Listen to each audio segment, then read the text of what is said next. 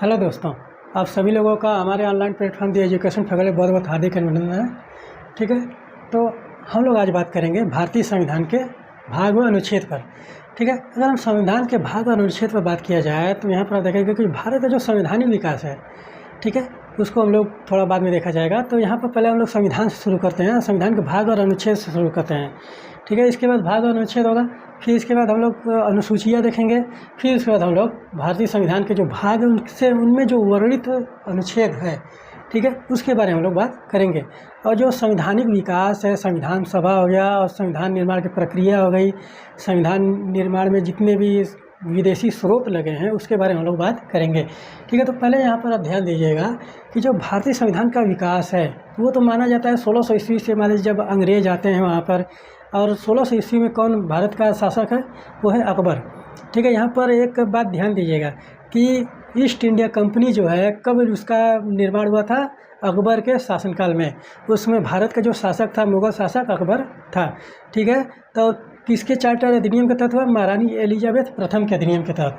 ठीक है, महारानी एलिजाबेथ प्रथम के चार्टर के अधिनियम के तहत वहाँ पर ब्रिटिश ईस्ट इंडिया कंपनी की स्थापना की गई थी। और उसमें कहा गया था कि आप लोग जाइए पूर्व के देशों के साथ व्यापार कीजिए, और कितने वर्षों तक था, 15 वर्षों तक।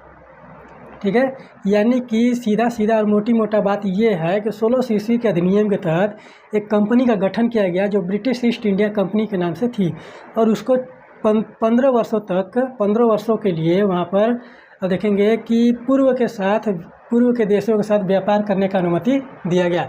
फिर उसके बाद देखेंगे कि 1726, ठीक है, 1600 ईस्वी से लेकर 1726 ईस्वी तक अंग्रेज़ों ने वहाँ पर कोई भी बड़ा कदम नहीं उठाया।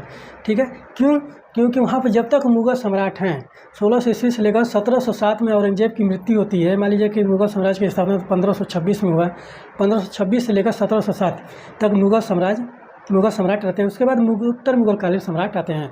ठीक है, तो 1600 ईस्वी से लेकर 1726 ईस्वी तक अंग्रेज़ों ने कोई भी बड़ा काम यहाँ पर महत्वपूर्ण कदम नहीं उठाया।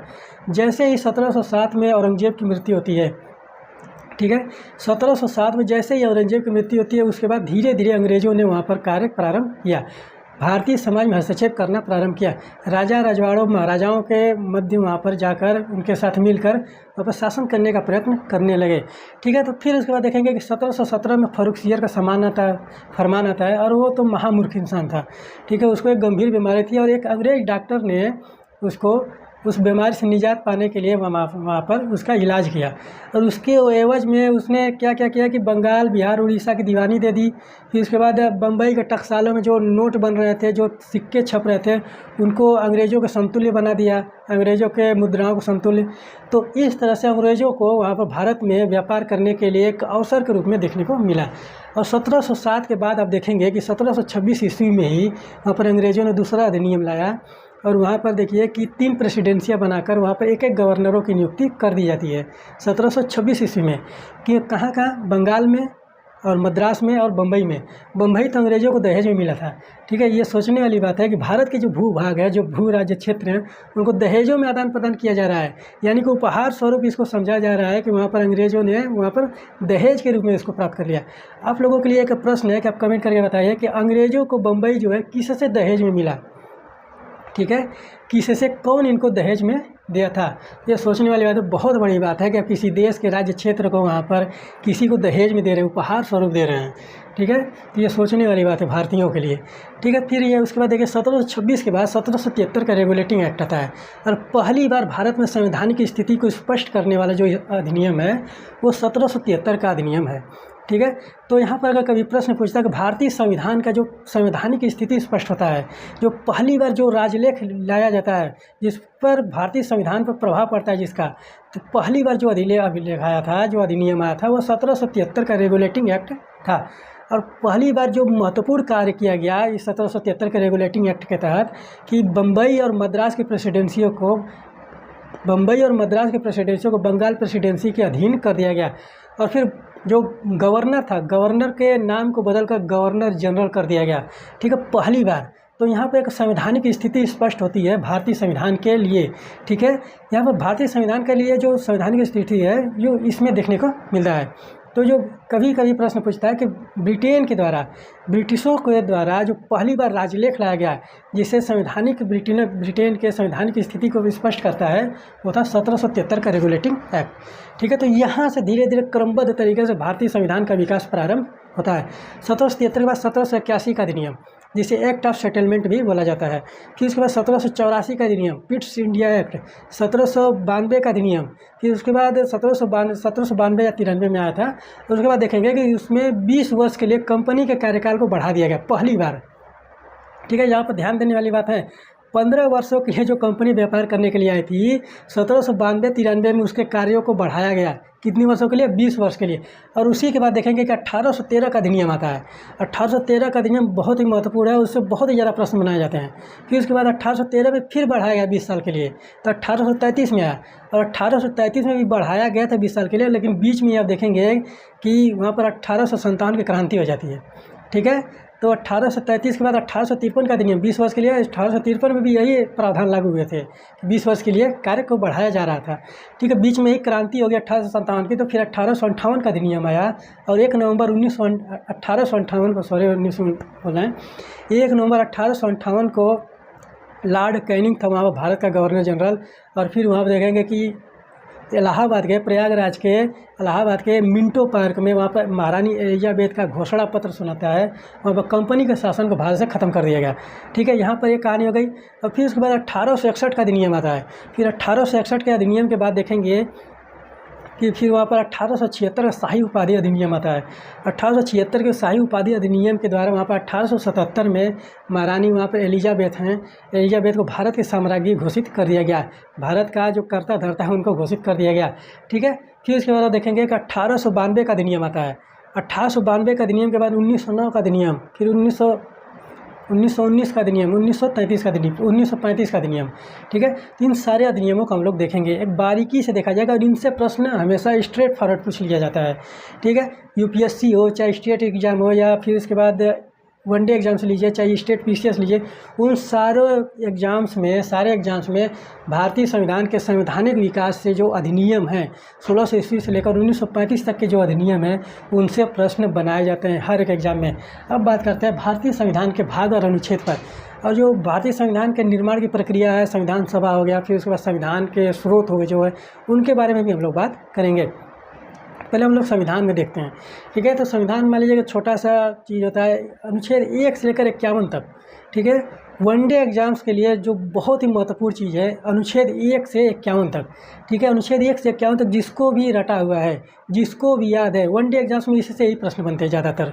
ठीक है, ज़्यादातर जो प्रश्न बनाए जाते हैं अनुच्छेद 1 से लेकर 51 के बीच में ही बनाए जाते हैं, जिसमें मौलिक अधिकार और राज्य के नीति निर्देशक तत्व और मूल कर्तव्य, इन 3 से प्रश्न ज़्यादातर सबसे ज़्यादा बनाए जाते हैं। ठीक है, फिर उसके बाद संविधान का फिर राष्ट्रपति आ जाएंगे, उपराष्ट्रपति है, फिर संवैधानिक प्रावधान है, संसद है, इनसे भी प्रश्न बनाए जाते हैं। तो यहाँ पर जब हम लोग 1 से 51 तक बहुत ही बेहतरीन तरीके से पढ़ लिया जाएगा, डीपली पढ़ लिया जाएगा, बहुत उसके बारे में हर एक जानकारी ले लिया जाएगा, तो फिर हम लोग उसके बाद धीरे धीरे अनुच्छेदों को छोड़कर जो महत्वपूर्ण अनुच्छेद हैं उनके बारे में हम लोग बात करेंगे। तो ज़्यादातर समय नहीं लगेगा इसको ख़त्म करने में, लेकिन आप लोग हमेशा बने रहें। ठीक है, और नोट्स बनाते रहें। नोट्स बनाना बहुत ही ज़रूरी है, क्योंकि विद्यार्थी के जीवन के सफलता की जो पहली सीढ़ी मानी जाती है वो नोट्स से ही होते हैं। तो चलिए बात करते हैं कि भारतीय संविधान के भाग और अनुच्छेद। अगर भाग 1 के बारे में हम बात करें, तो भाग 1 में ही पहली बार वहाँ पर देखेंगे कि संघ और राज्य क्षेत्र के बारे में बात किया गया कि भारत में जो मान लीजिए कि जब भारत आज़ाद हुआ तो वहाँ पर बहुत सारी चीज़ें देखने को मिल रही थी। तो भारत में जो संविधान सभा थी उसने संविधान के निर्माण में जो योगदान दिया, जो संविधान निर्माण किया, बनाया, तो वहाँ पर जो पहली बात कही गई थी वो संघ और उसके राज्य क्षेत्र के बारे में बात किया गया था। और कभी कभी प्रश्न पूछ लेता है कि भारतीय संविधान में भारत के कितने नामों के उल्लेख किया गया? मात्र 2 नाम, इंडिया अर्थात भारत, भारत अर्थात इंडिया, 2 ही नाम है, इसके अलावा और कोई नाम नहीं है भारतीय संविधान में। एक बात ध्यान दीजिएगा, ये बहुत ही महत्वपूर्ण बात है, ये पूछ लिया जाता है कि कितने नामों का उल्लेख है? सिर्फ 2 नाम। ठीक है, पहला ये अनुच्छेद है, अनुच्छेद 1 में ही दिया गया है। जब लोग बात करेंगे संविधान भाग के अनुच्छेद में तो वहाँ पर देखेंगे कि सिर्फ 2 ही नाम है, भारत अर्थात इंडिया। ठीक है, तो यहाँ पर देखिए कौन सा अनुच्छेद कहाँ से है? 1 से अनुच्छेद 4 तक, 1 से अनुच्छेद 4 तक यहाँ पर संघ और उसका राज्य क्षेत्र है। अगर भाग 2 के बारे में बात करें, भाग 2 में नागरिकता आ जाता है, ये भी महत्वपूर्ण है, नागरिकता से भी प्रश्न बनाए जाते हैं और ज़्यादातर भाग अनुच्छेद ही पूछा जाता है। और यूपी पीसीएस का और यूपी आरओ का, यूपी का तो फेवरेट प्रश्न, इसलिए एक प्रश्न जरूर पूछेगा कि कौन से भाग को क्या नाम दिया गया है, कौन से भाग में कितने अनुच्छेद है, ठीक है, इस तरह से। फिर मिलान करने के लिए भी दे देता है, कूट की सहायता से भी हल करने के लिए दे देता है और स्ट्रेट फॉरवर्ड भी प्रश्न बन जाते हैं, ठीक है। तो नागरिकता संबंधी जो प्रश्न है अनुच्छेद है वो है 5 से 11। फिर भाग 3 में सबसे महत्वपूर्ण चीज़ है अनुच्छेद भाग 3। भाग 3 जो है सबसे महत्वपूर्ण है भारतीय संविधान का। मौलिक अधिकार कितने हैं? 12 से 35, ठीक है।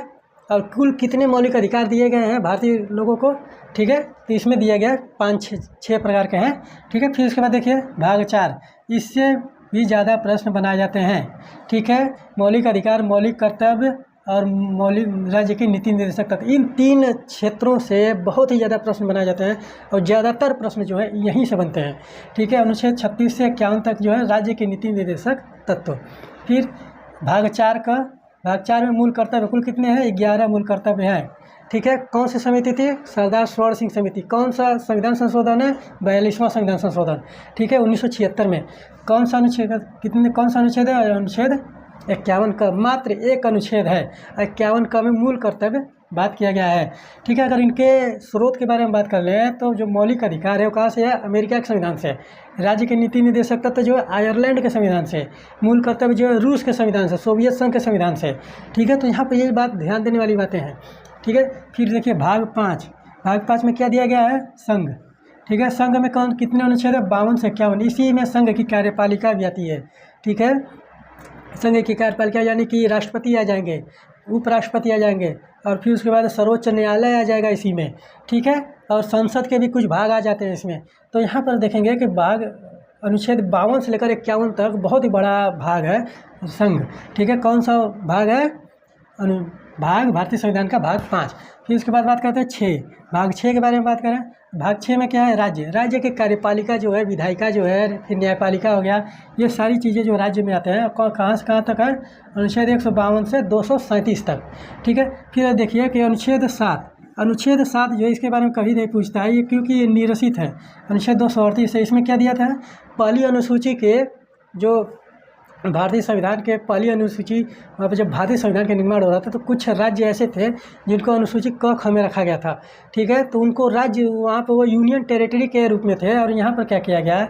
उनको समाप्त करके जब राज्य बना दिया गया सभी राज्यों को, वहाँ पर जो संघ शासित क्षेत्र थे, तो वहाँ पर यह अनुच्छेद ऑटोमेटिक ही वहाँ पर स्वतः ही निरसित हो गया। तो वहाँ पर इनके जितने भी राज्य थे वो आपके पूर्ण रूप से भारत के राज्य हो गए, ठीक है। भाग 8 में क्या है? संघ और राज्य क्षेत्र। कौन सा अनुच्छेद है? 239 से 242।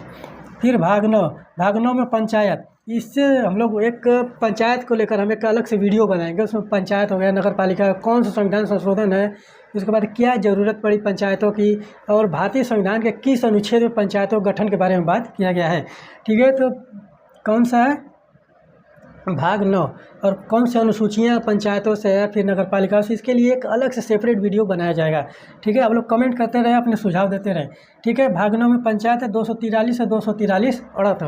फिर इसके बाद भाग 9 क में क्या है? नगर पालिका, ठीक है। नगर पालिका, इनसे प्रश्न बहुत ही ज़्यादा प्रश्न पूछे जाते हैं। फिर कहाँ तक है? 243 त से लेकर 243 य 6 तक। फिर इसके बाद देखिए सहकारी समिति, ये अभी जोड़ा गया है, ठीक है, ये अलग से जोड़े गए हैं। कौन से? सहकारी समितियाँ, ठीक है, 243 य ज से 243 य न तक। फिर इसके बाद भाग 10 में क्या है? अनुसूचित व जनजातीय क्षेत्र। भाग 10 में अनुसूचित व जनजातीय क्षेत्र कितना अनुच्छेद है? 244 से 244 का। फिर देखिए भाग 11 में क्या है? संघ राज्य संबंध। संघ और राज्यों के बीच जो मध्य में संबंध है उसके बारे में केंद्र राज्य संबंध यहाँ पर बात किया गया। केंद्र राज्य संबंध में बहुत ही ज़्यादा समितियाँ बनाई गई हैं, ठीक है। 4-5 समितियों का निर्माण किया गया है, जिसमें राज्य मन्नार समिति है, फिर उसके बाद राज्य मन्नार समिति शायद, और फिर उसके बाद सरकारी आयोग है, ये सब केंद्र राज्य संबंध में है, ठीक है। फिर उसके बाद देखिए भाग 12 में क्या दिया गया? वित्त संपत्ति संविदा एवं वाद, यानी कि कॉन्ट्रैक्ट से संबंधित जो वो अनुच्छेद हैं वो इसमें दिए गए हैं। कहाँ तक है? 264 से 300 क। और ये अनुच्छेद जो है 300 क में क्या है? संपत्ति संबंधी अधिकार दिए गए हैं। फिर इसके बाद देखिए भाग 13। भाग 13 में क्या है? भारत के राज्य क्षेत्र में व्यापार, वाणिज्य और समागम। ठीक है, कितना अनुच्छेद है? 301 से 307। भाग 14 का संघ राज्य के अधीन सेवाएँ। ठीक है, यहाँ पर लोक सेवा भी आ जाएगा, लोक सेवा आयोग भी आ जाएगा। और फिर कहाँ पर है? 308 से 323। ठीक है, फिर 14 क में अधिकरण दिया गया है। अधिकरण कहाँ से कहाँ तक आएगा? 323 क से 323 ख। फिर इसके बाद भाग 15, ये प्रश्न पूछा गया था यूपी आरओ में इस बार। ठीक है, भाग 15 में क्या है? निर्वाचन। निर्वाचन कहाँ से है? 324 से 329 क तक। ठीक है, फिर इसके बाद भाग 16। भाग 16 में क्या दिया गया है? कुछ वर्गों के संबंध में विशेष उपबंध, यानी कि जो अल्पसंख्यक वर्ग है, जो जनजातीय वर्ग हैं, आदिवासी लोग हैं, उनके बारे में यहाँ पर बातें की गई हैं। कहाँ से कहाँ तक? 330 से 342 क तक। फिर इसके बाद देखिए भाग 17। भाग 17 में राजभाषा। ये जितने भाग हैं इनको हमेशा एकदम एक कॉपी पर A4 साइज के पेज पर लिख कर दीवार पर कहीं सटा लीजिए। ठीक है, चिपका लीजिए, वहाँ पर उसको देखते रहिए। पर डे देखिए याद हो जाएगा। एक दिन, 2 दिन, 3 दिन, 4 दिन, 5 दिन, 1 हफ्ता तक, 7 दिन तक देखते रहेंगे, एक बार रिवीजन करते रहेंगे पर डे, तो यहाँ पर आप लोगों को ये एकदम रट जाएगा। और रट जाएगा सबसे बहुत बड़ी बात होगी। ठीक है, बहुत ही महत्वपूर्ण बात है कि क्योंकि इससे प्रश्न बन जाते हैं। ठीक है, हर एक एग्जाम में देखेंगे कि एक आध प्रश्न निश्चित ही देखने को मिलेगा भाग और अनुच्छेद से। ठीक है, भाग 17 में क्या है? राजभाषा। कहाँ से है? 343 से 351। फिर भाग 18 में क्या है? आपात उपबंध। आपात उपबंध। फिर उसके बाद देखिए तो आपात उपबंध का 352 से 360। कितने प्रकार के उपबंध किए गए? आपात उपबंध 3 प्रकार के। ठीक है, राष्ट्रपति पहले तो आमराज जी के 352 में राष्ट्रीय आपात है। फिर उसके बाद 356 में राज्य आपात है, जिसको राष्ट्रपति शासन भी बोला जाता है। फिर 360 में वित्तीय आपात है। ठीक है, फिर इसके बाद देखिए अनुच्छेद 19 में प्रकीर्ण की बात की गई है, 361 से 367। फिर सबसे महत्वपूर्ण जो अनुच्छेद है भाग 20 में संविधान संशोधन। ठीक है, संविधान संशोधन, इसके द्वारा देखेंगे कि संविधान में परिवर्तन किया जा सकता है। और किसके पास शक्ति है? संसद के पास। ठीक है, संसद के पास शक्ति है कि वो संविधान में परिवर्तन, किसी भी अनुच्छेद को घटा बढ़ा सकती है या किसी विभाग को जोड़ भी सकती है और ख़त्म भी कर सकती है। तो कौन सा अनुच्छेद? मात्र एक अनुच्छेद 368। ठीक है, फिर भाग 21। भाग 21 में क्या दिया गया? अस्थायी संक्रमणकालीन विशेष उपबंध। ठीक है, अस्थायी संक्रमणकालीन विशेष उपबंध कितना है? 369 से 352। ठीक है, फिर लास्ट, ठीक है, अंतिम भाग है भाग 22। भाग 22 में कितने हैं? क्या है? संक्षिप्त नाम प्रारंभ, हिंदी में प्राधिकृत पाठ। और भाग 22 में आप देखेंगे कि 393 से 395 जब पहली बार संविधान लागू हुआ तो बनाया जब गया 24 नवंबर 1949 को वहाँ पर असेंबली में पेश किया गया। 26 नवंबर 1949 को वहाँ पर कुछ प्रावधान जो है लागू हो गए। तो वहाँ पर जो भाग 22 है, इसका जो अनुच्छेद है 395, इसी में भारत का संक्षिप्त नाम दिया गया था। ठीक है, तो यहाँ पर ये चीज़ें आप लोग नोट डाउन करिए और नोट्स बनाते रहिए। ठीक है, तो चलिए फिर अगले क्लास में मिलते हैं इसी तरह से बेहतरीन तरीके से। और अगली क्लास में हम लोग बात करेंगे भारतीय संविधान के अनुसूचियों पर। ठीक है, तो चलिए फिर कल मिलते हैं। धन्यवाद।